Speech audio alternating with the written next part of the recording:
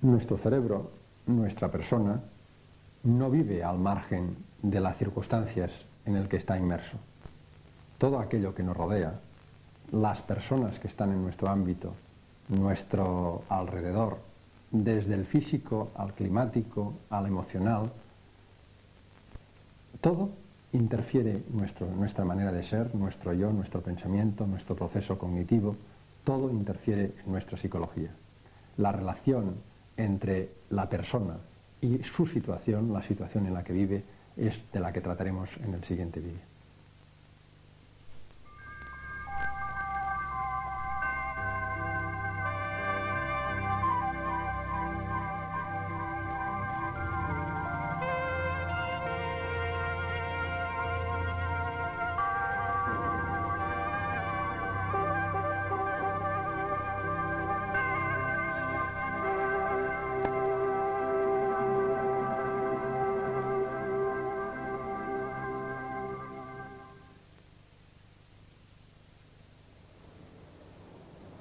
La psicología se centra principalmente en el estudio del individuo.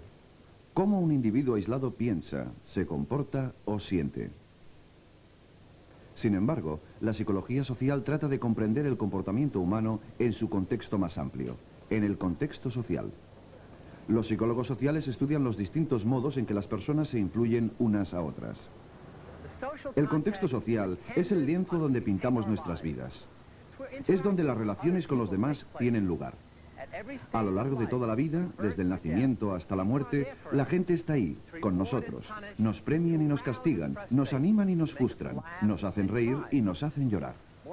La mayoría de las veces, el entorno social enriquece nuestras vidas. Precisamos de las otras personas para alcanzar todo nuestro potencial. El aislamiento significa ser vulnerable a multitud de patologías, tanto físicas como mentales.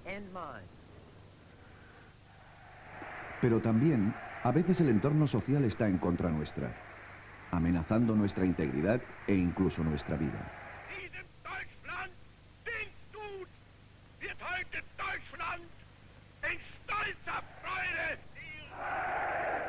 Durante los años 30 y 40, el mundo fue testigo y casi sucumbió a los horrores del fascismo. Bajo el mando de este hombre, la guerra se extendió por todos los continentes.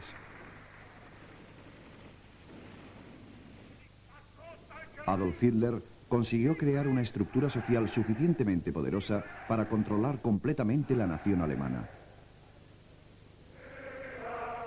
Con la ayuda de la propaganda, a una escala desconocida hasta entonces, los altos mandos nazis fueron capaces de justificar incluso la tristemente célebre solución final. Inevitablemente, los psicólogos sociales empezaron a preguntarse cómo era posible que un dictador pudiese transformar individuos racionales en masas ciegamente obedientes.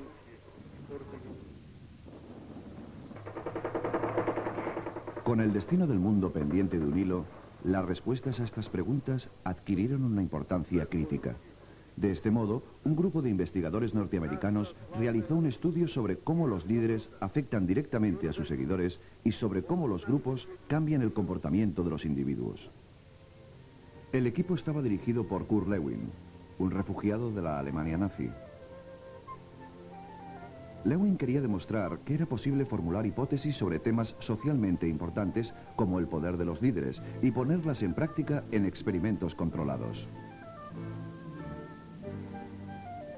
En un momento en que la psicología se centraba en el estudio de ratas en laboratorio y no en personas, el enfoque dinámico de Lewin significó un cambio radical. Era el inicio de la psicología social moderna. Lewin y sus colegas estaban fascinados por el modo en que los dictadores eran capaces de moldear el comportamiento de los individuos vistiéndoles de uniforme, dándoles una nueva identidad como miembros de un grupo. En 1939 realizaron un experimento único para establecer los efectos de distintos estilos de liderazgo en la forma en que la gente se comporta en los grupos. Empezaron organizando 3 grupos de chicos que se reunían después del colegio. Cada grupo tenía un líder que había sido preparado por los investigadores para interpretar 3 estilos muy distintos de liderazgo. Cuando actuaba como un líder autocrático, tomaba todas las decisiones para el grupo. Cuando actuaba como un líder liberal, su trabajo consistía en dar total libertad al grupo sin casi ningún tipo de guía. Cuando actuaba como líder democrático, animaba activamente y ayudaba al grupo a tomar decisiones. Cada 6 semanas, el líder cambiaba de grupo. En otras palabras, cada grupo de chicos pasó por los 3 tipos de liderazgo bajo 3 hombres distintos. Bajo el líder autocrático, los chicos trabajaron más duro, pero solo cuando éste vigilaba. Eran más agresivos y hostiles y mostraban más sumisión al líder. Se comportaban como fascistas en miniatura. Cuando el grupo convivió con el líder de estilo liberal, se hizo poco. Los chicos hacían el mínimo trabajo posible y de la peor calidad. La libertad absoluta sin ningún tipo de guía les llevó al caos. Sin embargo, cuando los grupos fueron liderados democráticamente, mostraron los más altos índices de motivación y originalidad y mayor intercambio de elogios. Y para el equipo de investigación, los resultados fueron alentadores. El liderazgo democrático funcionó mejor, en una coyuntura en que la dictadura había alcanzado un notable arraigo en Europa. Pero debemos aprender otra interesante lección de esta experiencia. Fijémonos en que los factores críticos del experimento eran el estilo del liderazgo y las situaciones sociales que él construía, y no la personalidad de los individuos implicados. Esto nos lleva a uno de los temas centrales de la psicología social. Las situaciones sociales controlan significativamente el comportamiento individual. Para Lewin, el comportamiento humano siempre es la suma del individuo y su entorno social. Ello significa que lo mejor y lo peor de la naturaleza humana a menudo puede mostrarse manipulando determinados aspectos del entorno social. En otro experimento clásico, se probaba que incluso nuestras percepciones más evidentes pueden manipularse. ¿Qué línea de las de la derecha cree usted que es como la de la izquierda? Naturalmente, la respuesta correcta es la B. Resulta evidente para cualquiera con una visión normal, ¿o no? Supongamos que es el protagonista de lo que cree ser un experimento sobre la capacidad de juicio visual, aunque en realidad se trata de un experimento sobre la conformidad. Cuando se pide a los demás individuos que elijan la línea correcta, hacen algo extraño. Eligen la C en lugar de la B. Este es su turno. ¿Qué dirá? En este experimento, dirigido por Solomon Asch, todos, excepto el protagonista, eran miembros de su equipo. En esta situación, el 70% de los sujetos estuvieron por lo menos una vez de acuerdo con la respuesta errónea de la mayoría, y la mayoría de los que no lo hicieron se sentían incómodos por no seguir en el grupo.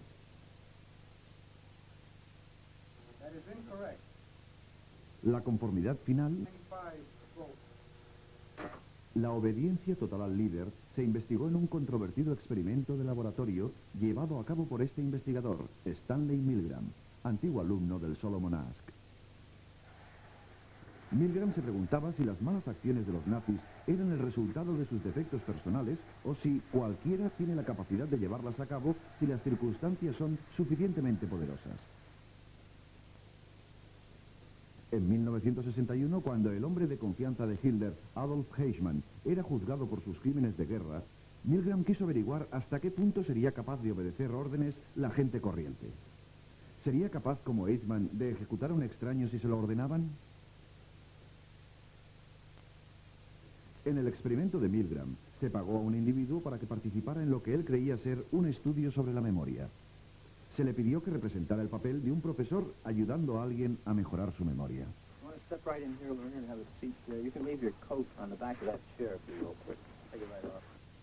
Guiando al sujeto estaba el investigador, con bata blanca de laboratorio, que actuaba como la máxima autoridad en la situación. Tanto el investigador como el alumno formaban parte del equipo de Milgram. Pero, ¿cómo debía el sujeto ayudar al alumno a mejorar su memoria? Mediante descargas eléctricas a modo de castigo por cada error.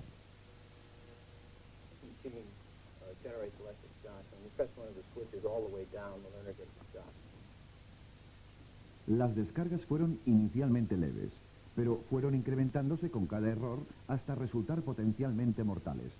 A pesar de que en realidad no existían tales descargas, el sujeto maestro creía estar castigando al alumno. Continue, please. Go on. Red.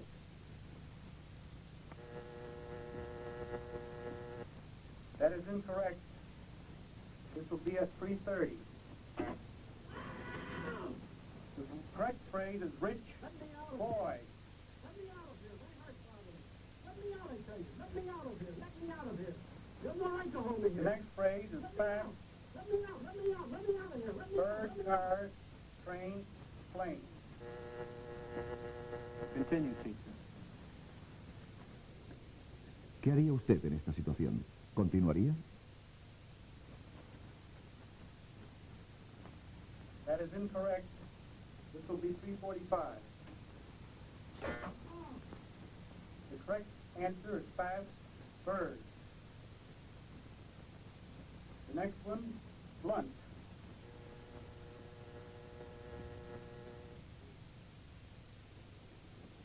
Durante el experimento, se pidió a 40 expertos que predijeran la reacción de los sujetos. Estimaron que la mayoría no pasaría de los 150 voltios y que solo uno de cada 1000, el sádico, llegaría a los 450 voltios. En realidad, 2/3 de los sujetos llegaron hasta el final. A pesar de que muchos opusieron objeciones, la mayoría obedeció.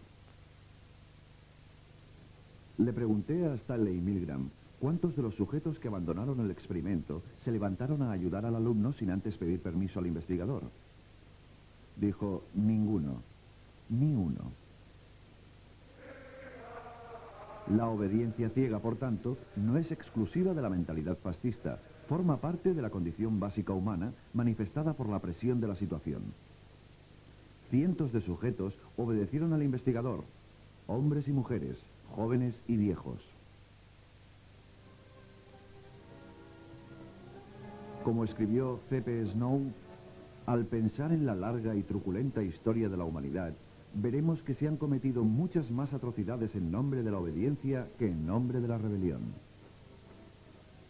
Cuando intentamos entender cualquier aspecto inusual del comportamiento humano, como el de los guardias nazis o el de los sujetos en el experimento anterior, generalmente nos lo explicamos atribuyéndolo a los rasgos personales, sin considerar en profundidad el impacto de la situación. Esta tendencia dual a atribuir las causas del comportamiento a factores personales, subestimando los efectos de una situación determinada, es lo que se llama error de atribución fundamental. Todos cometemos el error de atribución fundamental, en parte porque nuestra cultura pone el énfasis en las realizaciones individuales y en parte porque nos cuesta admitir con cuánta facilidad podemos ser manipulados por la fuerza de las situaciones. Pongamos, por ejemplo, el extraño caso de la prisión de la Universidad de Stanford, que en su día se encontraba aquí, en el sótano del edificio de psicología. Formaba parte de un insólito experimento sobre la psicología del encarcelamiento que mis colegas Craig Hane, Carl Banks, Carlo Prescott y yo dirigimos a principios de los 70. Queríamos ver qué ocurría al enfrentar a buenas personas con una mala situación. En este caso, la cárcel. Cada uno de los estudiantes voluntarios para el experimento fue cuidadosamente examinado. Todos tenían que estar física y psicológicamente sanos para poder participar. Un pequeño grupo de estudiantes fue elegido al azar para que hiciera de prisioneros, y los otros fueron los guardias. Sorprendimos a los prisioneros arrestándoles en sus casas y en sus dormitorios. Una vez en la cárcel, uniformes y símbolos de estatus, normas y otros detalles ayudaron a distinguir los dos grupos que al principio eran indistinguibles.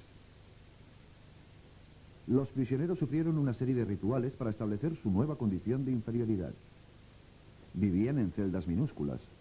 Se pasaban las 24 horas del día aquí, alejados de su entorno habitual.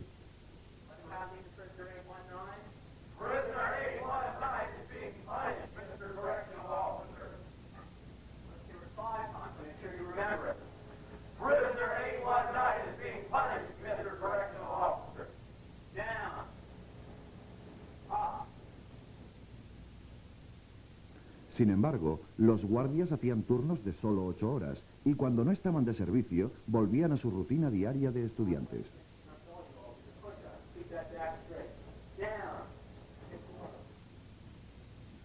Lo ocurrido nos sorprendió a todos. La fantasía se convirtió en realidad. El límite entre el personaje que cada uno interpretaba y su verdadera identidad personal fue eliminado.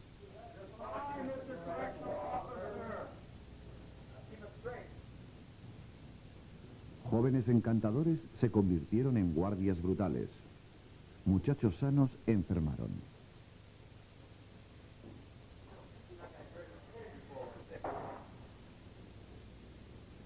Muchachos activos se convirtieron en prisioneros pasivos, como zombies.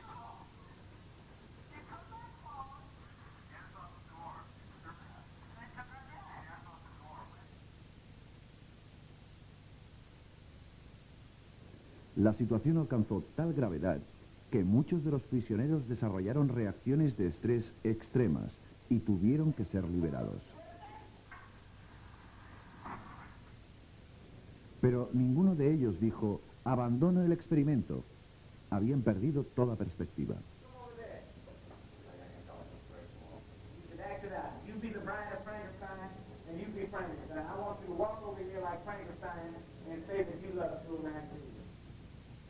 ¿Qué tipo de guardia serías? ¿Sádico o comprensivo? ¿Seríais un prisionero conformista o un heroico resistente? El estudio de la prisión, como el experimento de Milgram, no es común en la investigación de la psicología social. Algunos psicólogos consideran que ambos estudios violan los principios éticos y que nunca debieron realizarse. 2, 3, 4, 5, 6, 7, 8, 9, 10. Now you go over there and tell Fireboy Sister you love him.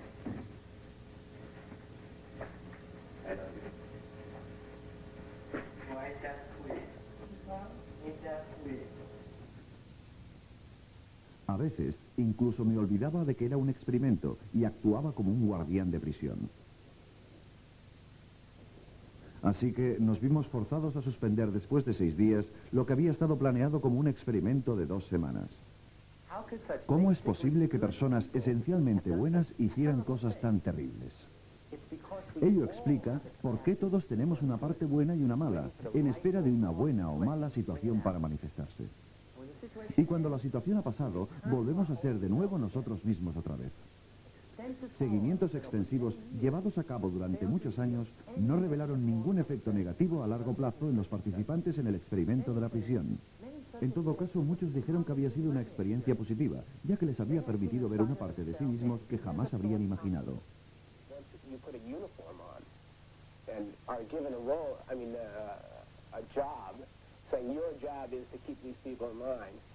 Then you're certainly not the same person as if you're in street clothes and in a different role. You really become that person. Once you put on that khaki uniform, you put on the glasses, you take the nightstick, and you act the part. That's your costume, and you have to act accordingly when you put it on. It still is a prison to me. I don't look on it as an experiment or a simulation. It's just a prison that was run by psychologists instead of run by the state.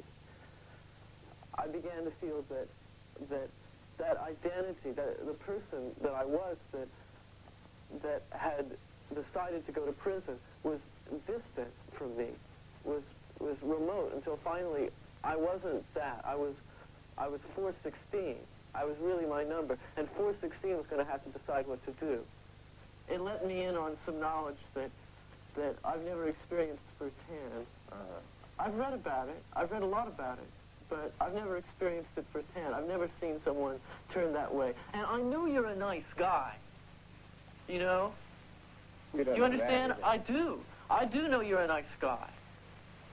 I don't get bad because I know what you can turn into. I know what you're willing to do. If you say, oh, well, I'm not going to hurt anybody. Oh, well, it's a limited situation. It's over in 2 weeks.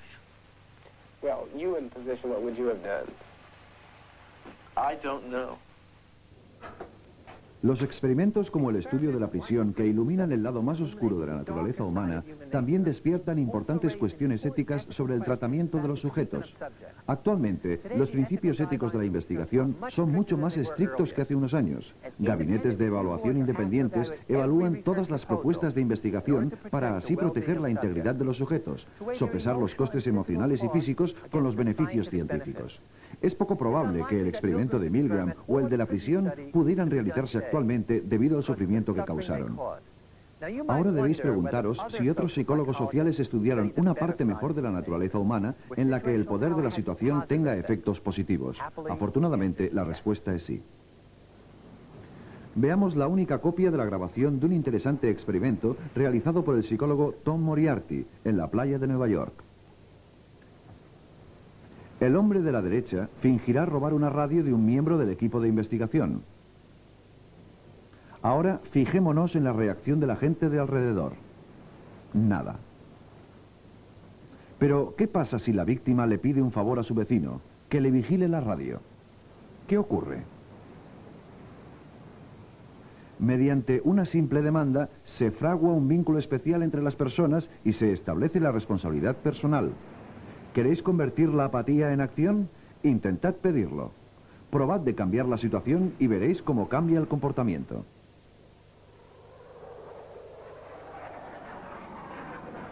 Uno de los mejores ejemplos del poder positivo de las situaciones es un experimento dirigido por la psicóloga Ellen Langer, de la Universidad de Harvard. Langer quería saber si cambiando la situación en una sesión de entrenamiento aéreo mejoraría la visión de los sujetos estudiados. ¿Mejoraría su visión si eran tratados como pilotos? Ellen Langer preparó un experimento para responder a esta pregunta. Nosotros preparamos el entorno para su experimento con un sofisticado simulador aéreo. Estos ordenadores simulan una experiencia de vuelo tan real que las fuerzas aéreas entrenan aquí a sus pilotos. Si los sujetos creen que los pilotos deben tener buena visión, ¿es posible que el poder de la situación mejore realmente su capacidad de visión? One of the most important visual tasks a fighter pilot can be asked to perform is to identify markings and features on another airplane. LEFOD. Langer seleccionó cadetes de las Fuerzas Aéreas ROTC como sujetos. Todos pasaron un examen de visión estándar. Ninguno de ellos conocía el verdadero propósito del experimento. La mitad de los sujetos, elegidos al azar, vistió con el traje de vuelo.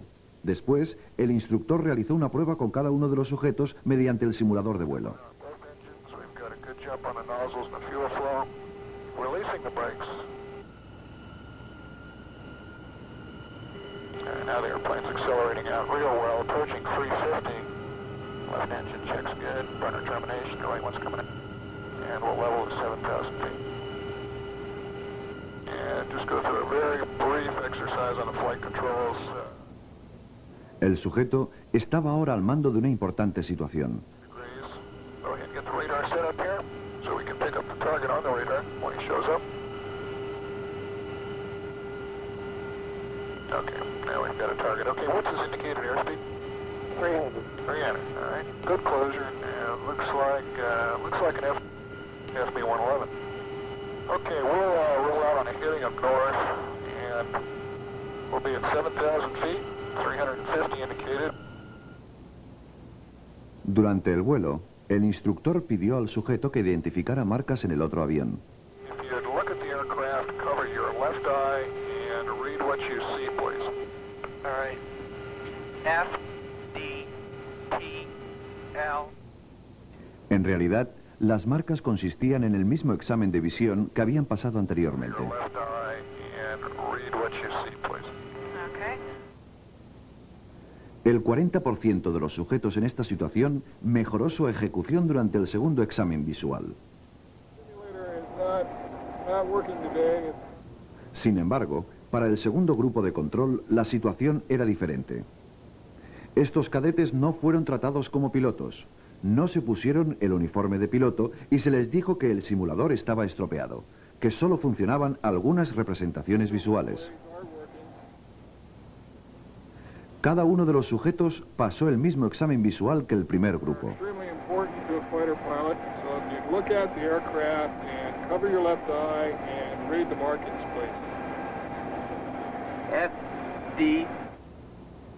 Sin embargo, ninguno de ellos mejoró su marca.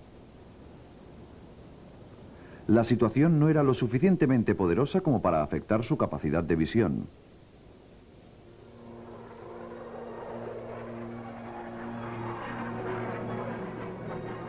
Este es el resultado. Hemos visto cómo la psicología social explora la influencia de los líderes, los grupos y las sociedades.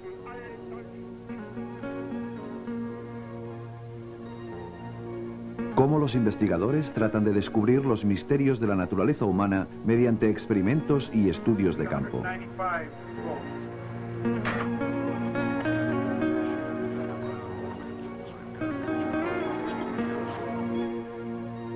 Y hemos visto ejemplos de una de las lecciones más importantes de la psicología social, el poder de las situaciones.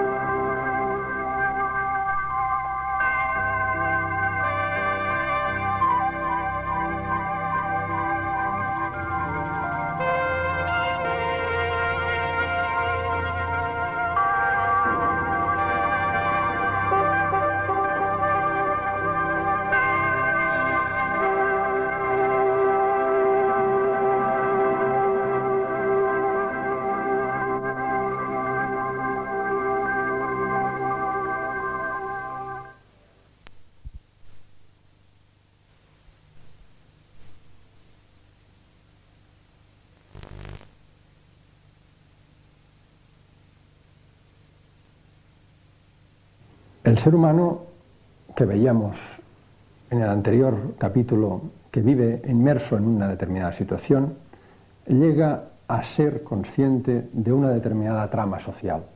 Llega a vivir inmerso en una serie de ideas, una serie de creencias, una serie de conciencias colectivas que influyen decisivamente en su manera de ser. Lo interesante desde el punto de vista de la psicología es tanto, como veíamos en el anterior capítulo, ver cómo nos influye este ambiente, como también saber y conocer cómo se va formando este ambiente, cómo se construye una sociedad, cómo se construye un estado de opinión, cómo podemos nosotros influir en esta opinión y cómo podemos defendernos de la misma.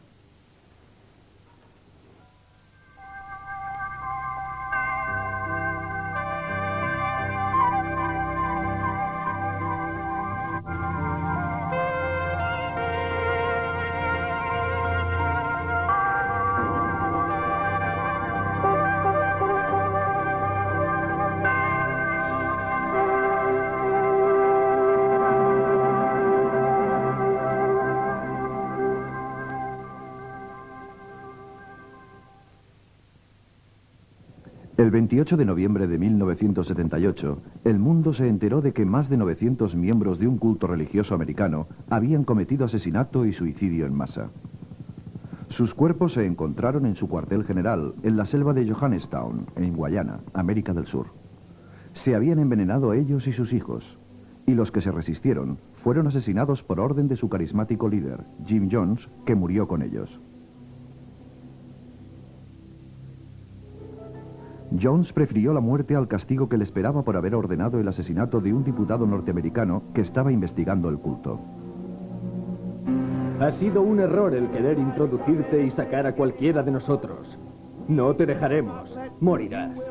Para sacar a alguien tendrás que pasar por encima de nuestros cadáveres.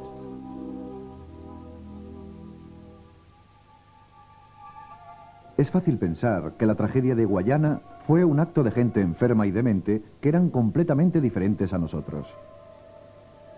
Pero si nos detenemos aquí, habremos atribuido el comportamiento de los seguidores de Jones únicamente a sus características individuales y no al poder de la situación. Habremos caído de nuevo en el típico error de atribución. Esta gente, después de todo, estaba lejos de su hogar, aislados de todo y de cualquier persona conocida, y dependían totalmente de su líder, que durante años les había dominado.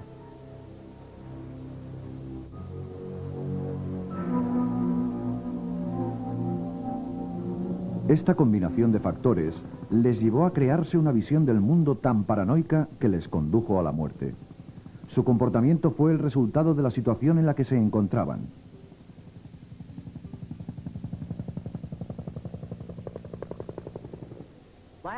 En el capítulo anterior, estudiamos el poder de la situación para controlar el comportamiento social. ahora es el momento de añadir una segunda lección de psicología social. La situación de estos factores no solo depende de la realidad objetiva. También se ha de tener en cuenta la manera en que se percibe, se entiende y es interpretada por la gente que lo vive. Es esta visión subjetiva de la realidad la que forma un fundamento para el comportamiento social. Los psicólogos se refieren a esta habilidad para crear realidades subjetivas como el poder del control cognitivo, el poder de las creencias de la gente para dar diferentes significados a las situaciones en las que se ven inmersos. Estas creencias pueden ejercer una fuerza dirigente sobre el comportamiento social, incluso llegando a anular los hechos objetivos de la situación. Por lo tanto, cuando se quiere entender cualquier comportamiento social inusual o inesperado de las otras personas, uno se debe preguntar primero, ¿cuál es su situación? Y segundo, ¿qué es lo que hace diferente su percepción de la nuestra?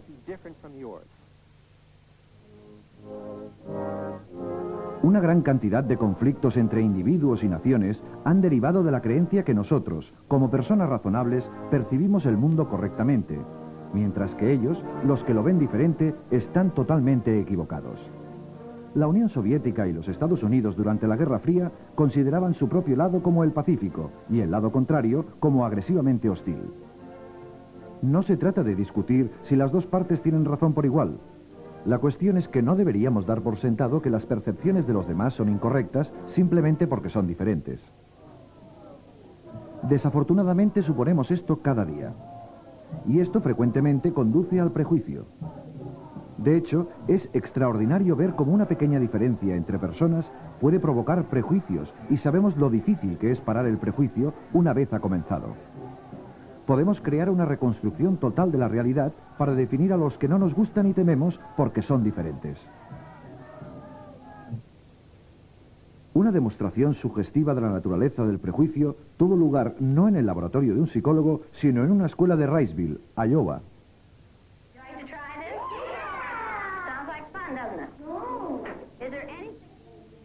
Tras el asesinato de Martin Luther King en 1968, Jane Elliott, una profesora de tercer curso, decidió enseñar a sus alumnos qué significa experienciar una discriminación arbitraria. Elliott dividió su clase en dos grupos, uno inferior de niños con ojos marrones y otro superior con los niños de ojos azules.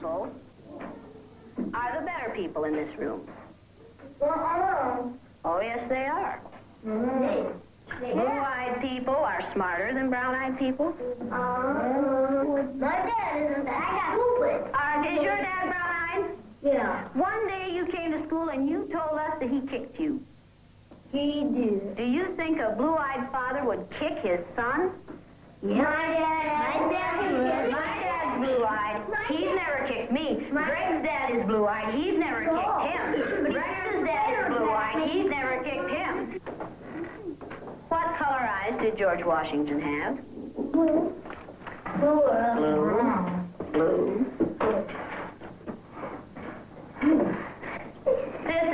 This is a fact. Blue-eyed people are better than brown-eyed people. You brown-eyed people are not to play with the blue-eyed people on the playground because you are not as good as blue-eyed people. Well, the brown-eyed people in this room today are going to wear collars so that we can tell from a distance what color your eyes are. So the blue-eyed people each come up and get a collar. You can choose someone to put this collar on. And it seemed like when we were down on the bottom, everything bad was happening to us. The way they treated you, you felt like you didn't even want to try to do anything. It seemed like Mrs. Elliott was taking our best friends away from us.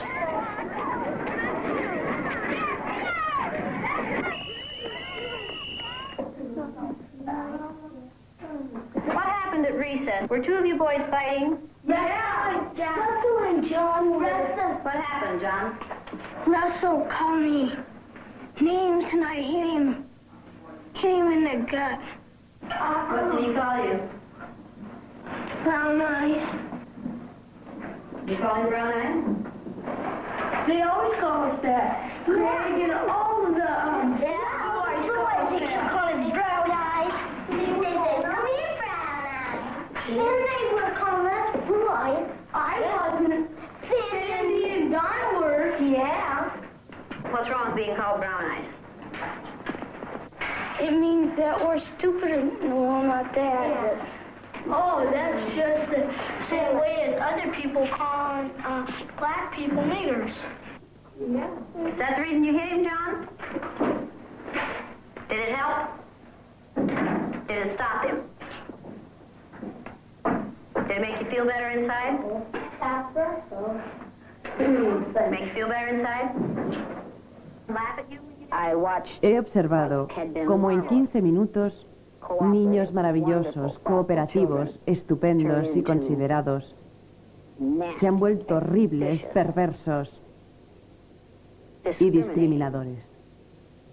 Creo que he aprendido más de los que se consideraban superiores, porque sus personalidades han cambiado más que las de los que se consideraban inferiores. Because their personalities changed even more than the others did.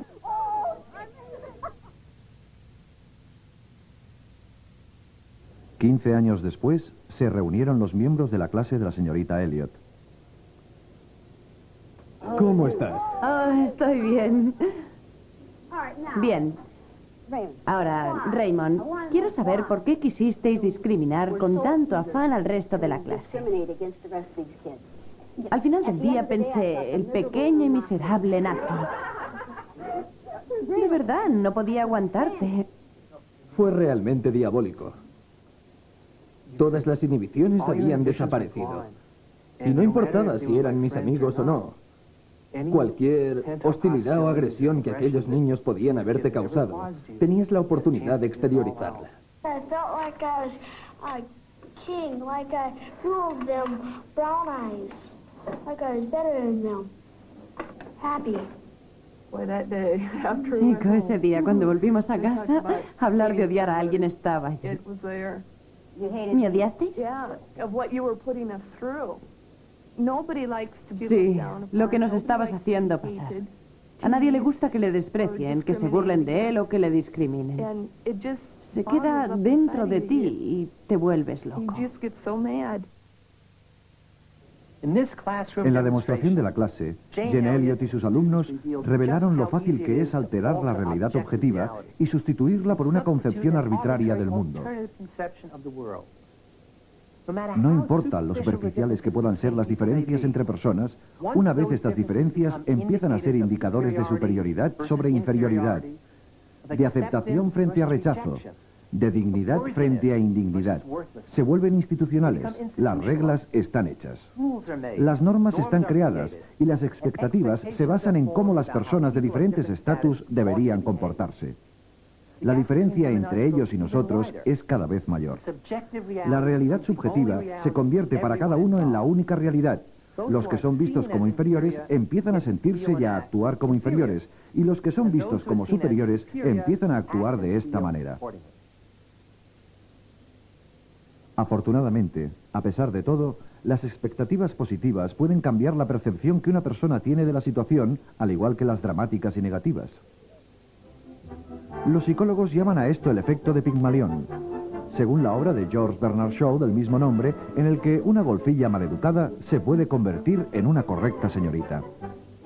En un experimento realizado por el psicólogo Robert Rosenthal en una escuela de enseñanza primaria y por Leonor Jacobson en una de enseñanza secundaria, se llevó el efecto de Pigmalión un poco más lejos.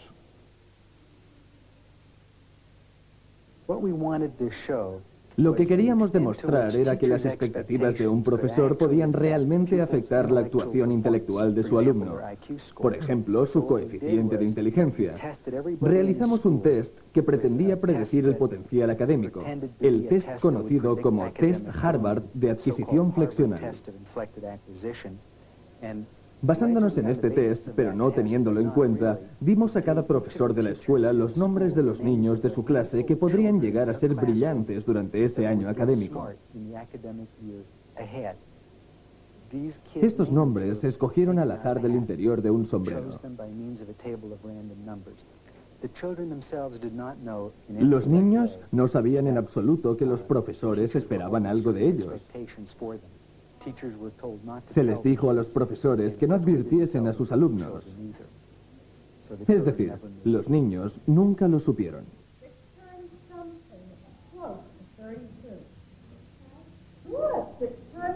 Un año después realizamos un nuevo test y nos encontramos que aquellos niños que los profesores esperaban que aumentasen intelectualmente realmente habían mejorado más que los niños sobre los que no se había dicho nada en particular. Es decir, los niños se vuelven más listos cuando los profesores esperan que se vuelvan más listos.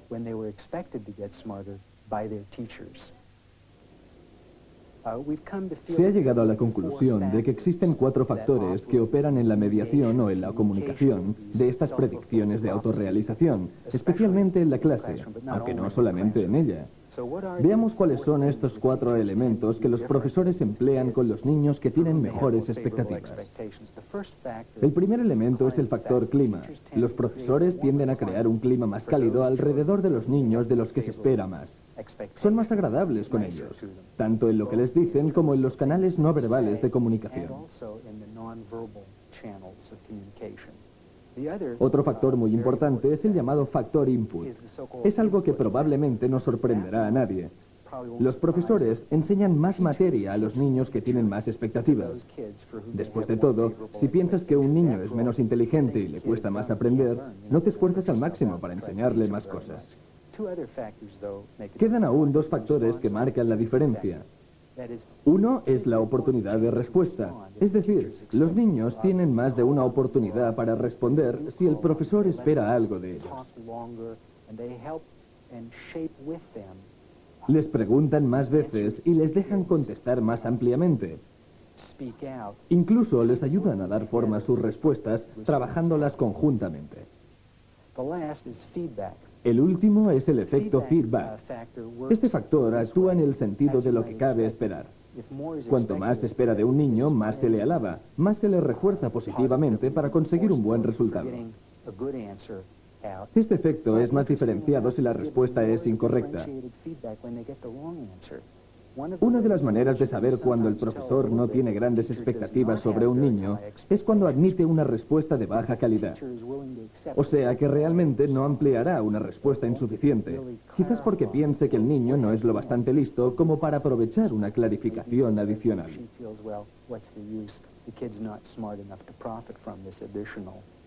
En resumen, estos son los 4 factores: clima, input, oportunidad de respuesta y feedback. En la demostración de Jane Elliott en Iowa, los niños a los que se les suponía inferiores actuaban condicionados por las expectativas negativas de su profesor y por las tensiones creadas por su prejuicio. Mientras que en el experimento de Rosenthal y Jacobson, los niños que se suponía que eran superiores tenían el soporte que necesitaban para sobresalir. En los 2 casos, la realidad subjetiva se convirtió en el elemento que anuló los factores objetivos de la situación. Al margen de cómo sucede, la información que recibimos de nuestra buena o mala conducta y la forma en que somos tratados puede cambiar nuestra manera de actuar y la visión que tenemos de nosotros mismos. Elliot Aronson, de la Universidad de California en Santa Cruz, trabajó con Alex González, del estado de Fresno, para ver si podían cambiar la forma en que los estudiantes se veían a sí mismos y a sus compañeros. En lugar de aceptar como buena la forma de actuar, compitiendo entre ellos para ganar la atención del profesor, en algunos casos lográndola, pero la mayoría de las veces se puede enseñar a los alumnos a que se vean a sí mismos como una parte de un equipo de aprendizaje. La cooperación, no la competición, es el fundamento de lo que Aronson llama clase puzzle. Mientras yo impartía clases en la Universidad de Texas, se llevó a cabo la integración de alumnos de color y mexicanos en las escuelas de Austin. Hubo un gran alboroto, la violencia estalló y algunas escuelas tuvieron que cerrar. Resultó que estos niños que fueron introducidos en las escuelas de blancos no estaban tan preparados como ellos. Teníamos una oportunidad única para poner en marcha el experimento de clase puzzle. Básicamente lo que queríamos hacer era crear una estructura donde en lugar de competir entre ellos, los niños cooperasen unos con otros. Los niños serían interdependientes y se necesitarían unos a otros para hacerlo bien.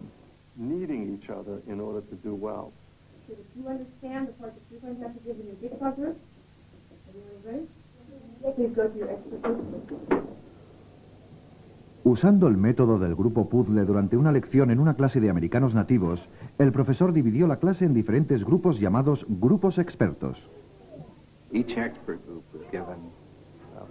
Cada grupo experto aprendía una parte de la lección del día. Por ejemplo, un grupo estudiaba los hechiceros, otro la religión de los indios, otro los jefes de tribu. Cada uno de los grupos expertos estudiaba un aspecto particular de la lección.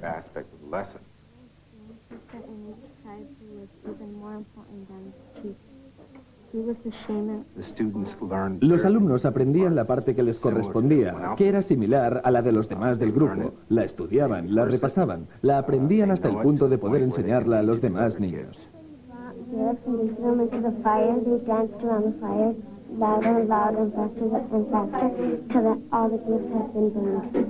Now that our expert groups have finished studying the information, we're going to break up into our jigsaw groups. Break into your jigsaw group. En el grupo puzzle os encontráis con los alumnos de los grupos expertos, que presentan al grupo completo su materia. Nadie del grupo puzzle puede aprender la lección completa sin depender de los demás miembros del grupo. En este proceso lo que sucede es que cada uno de los alumnos enseña a los demás su parte, y al final, de esta manera, aprenden la lección entera. Indians did dances for special occasions, when a child was born, after a wedding. Los niños que estaban asustados, incapaces de comunicarse y mirando como si fueran estúpidos, actuaban ahora de una manera inteligente y clara. A medida que desarrollaban más autoestima, empezaron a actuar mejor. A medida que esto sucedía, los demás niños empezaron a tratarlos con mayor respeto, lo que hizo que su actuación mejorase aún más. Concentrándonos en estos tres experimentos, hemos visto cómo la situación no solo depende de sus características objetivas, sino también de cómo es percibida e interpretada por los demás. Esta visión subjetiva de la realidad es la que proporciona las bases de una gran parte del comportamiento social. Y el medio donde la realidad subjetiva está más manipulada es la televisión.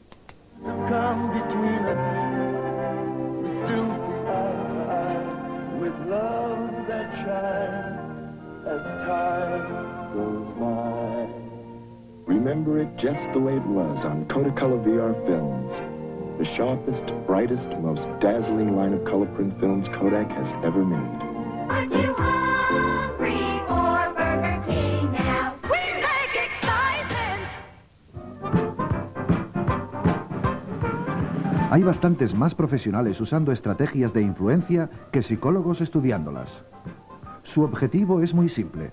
Quieren que digamos sí. Sí, lo quiero. Sí, lo necesito.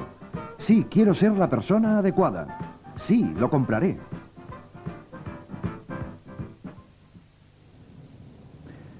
El psicólogo Robert Cialdini, de la Universidad del Estado de Arizona, estudió durante 3 años los principios universales y las tácticas de influencia profesional desde dentro, realizando un curso de ventas y publicidad.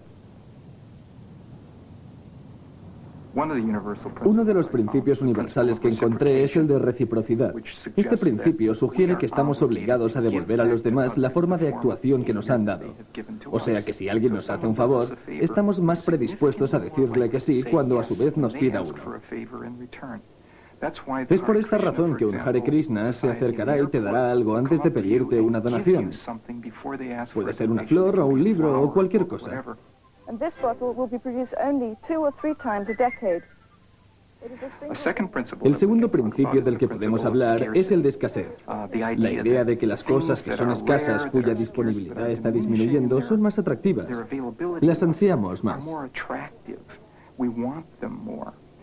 Como consecuencia, algunos comerciantes usarán estrategias en las que nos dan un tiempo límite de venta del producto que quieren vender.